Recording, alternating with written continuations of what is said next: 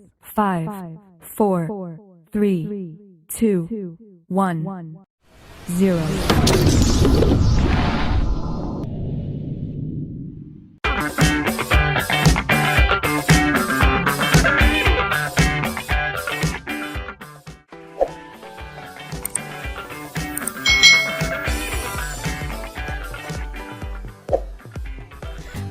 Hai, selamat datang di channel YouTube Kak Citra.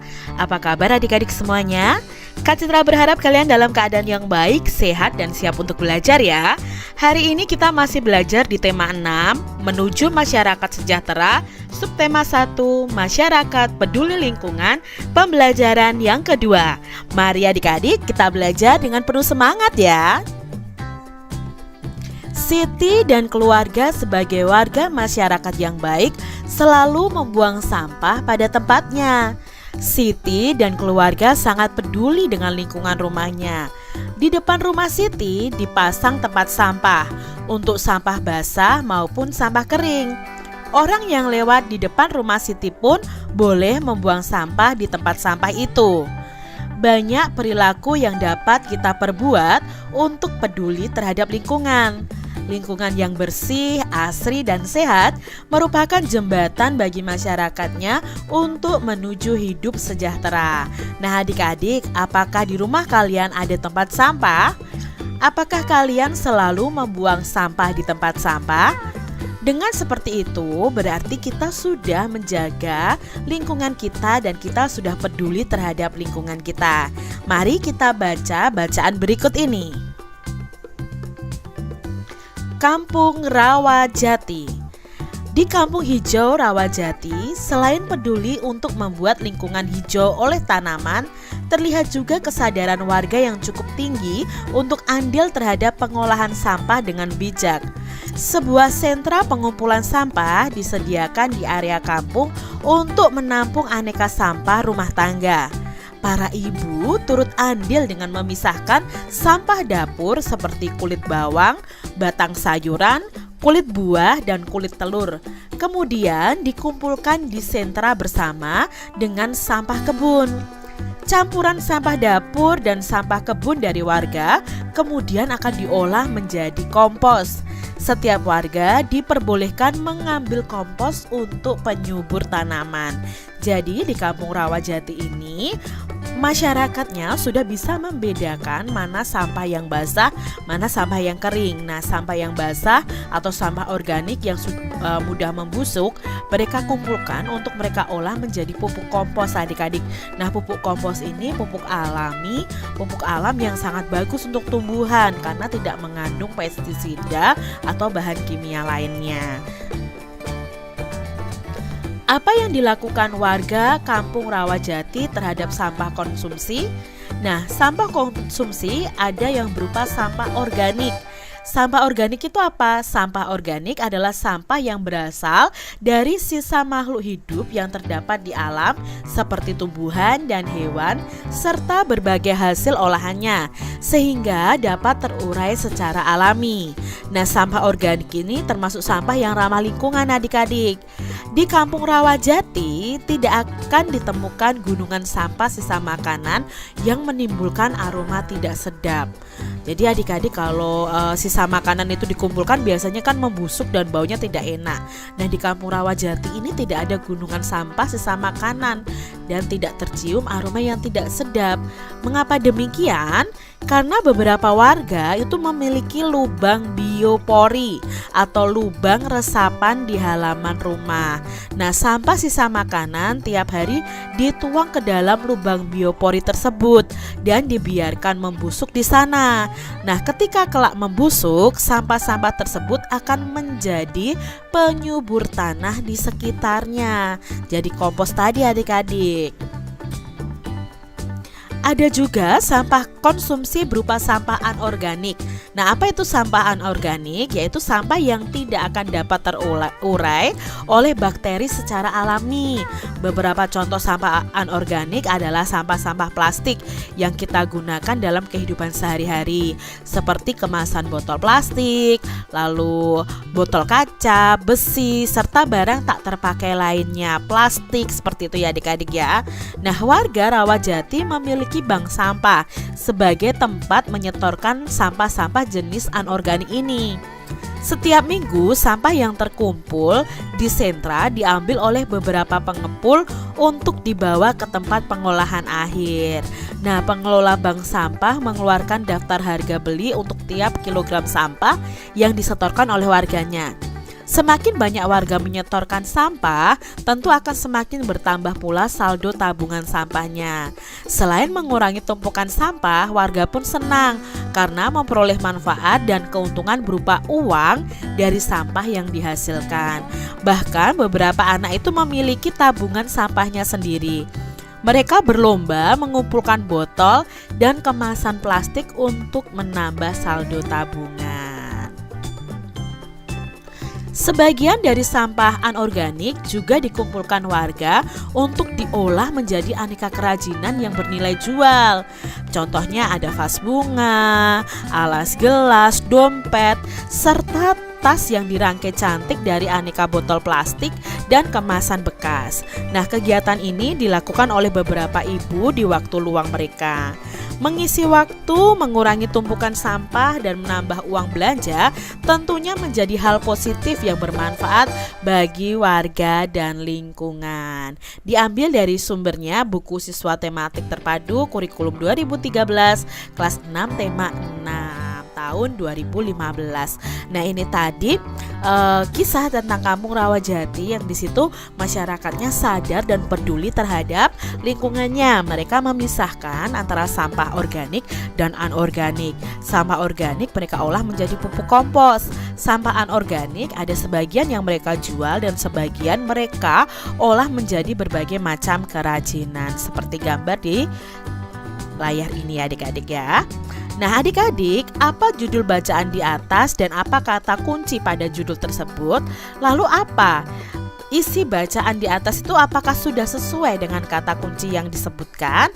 Nah, judulnya adalah Kampung Rawajati. Kata kuncinya ya Kampung Rawajati.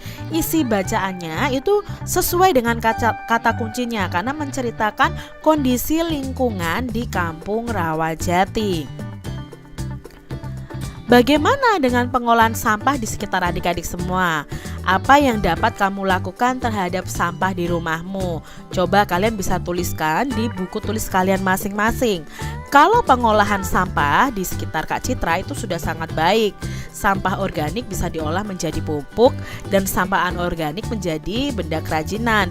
Misalnya tas dari bahan bekas atau dari deterjen ya. Deterjen itu tempatnya atau plastiknya itu dibuat tas, dibuat sendal dan lain sebagainya. Bagaimana nih pengolahan sampah di tempat kalian? Nah, adik-adik, ada satu lagu yang berjudul Aku Cinta Lingkungan. Kalian bisa mencari lagu ini ya, video lagu ini, bagaimana menyanyikannya di video YouTube ya. Kalian bisa belajar menyanyikannya bersama dengan teman-teman.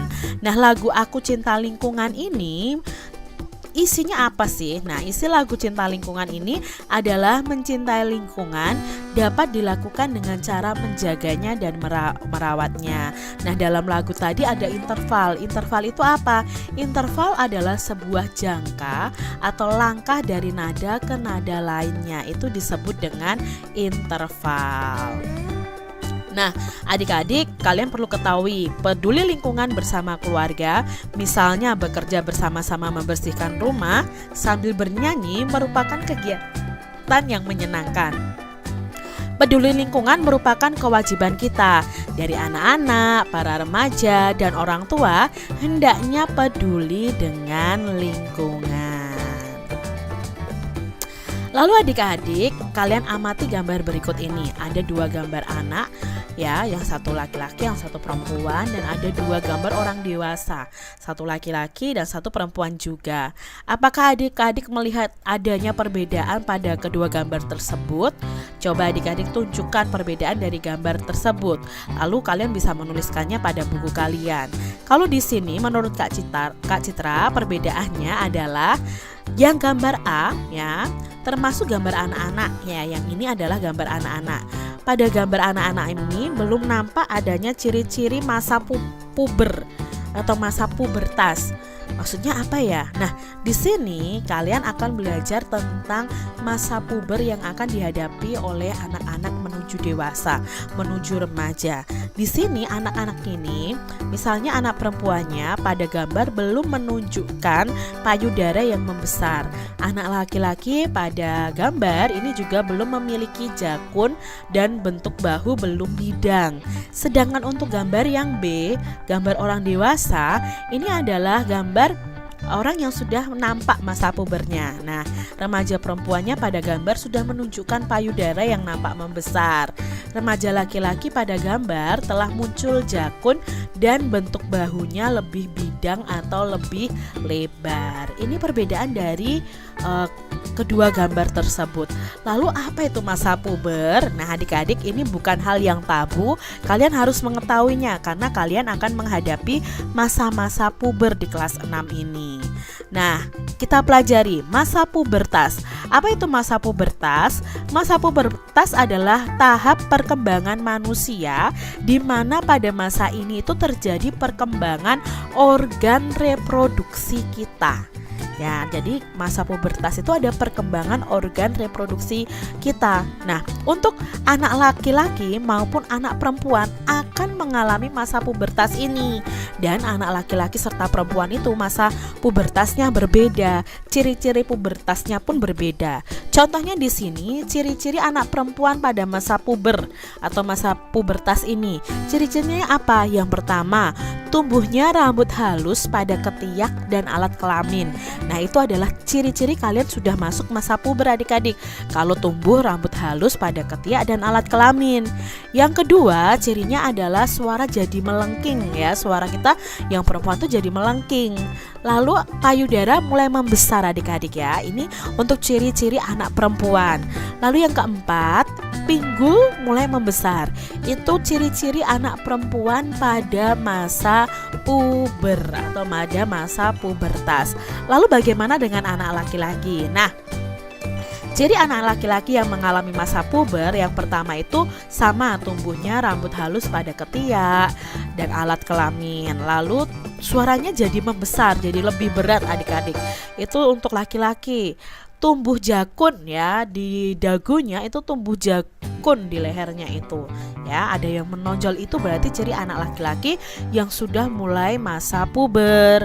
Tumbuh kumis, jambang dan janggut, itu juga ciri-ciri anak laki-laki yang mengalami masa puber. Itu tadi perbedaan ciri-ciri anak perempuan dan anak laki-laki pada masa puber. Nah, masa pubertas perlu kita manfaatkan seoptimal mungkin sebagai momen penting yang bisa dijadikan sebagai kesadaran untuk berubah. Tuhan akan terus memberikan momen itu sepanjang hidup, tergantung bagaimana kita memaknainya. Nah, adik-adik, pada masa puber ini kalian harus berhati-hati, kalian harus bisa menjaga diri kalian ya. Jangan kalian langsung takut, aku memasuki masa puber. Tidak perlu takut, karena masa puber ini dialami oleh semua manusia, baik laki-laki maupun perempuan. Begitu. Jadi jangan takut ketika misalnya tumbuh rambut halus di ketiak atau di alat kelamin, lalu suara kita mulai membesar, melengking. Itu tidak perlu ditakuti, karena itu memang masa-masa pubertas, masa di mana peralihan kalian dari anak-anak menuju remaja dan dewasa.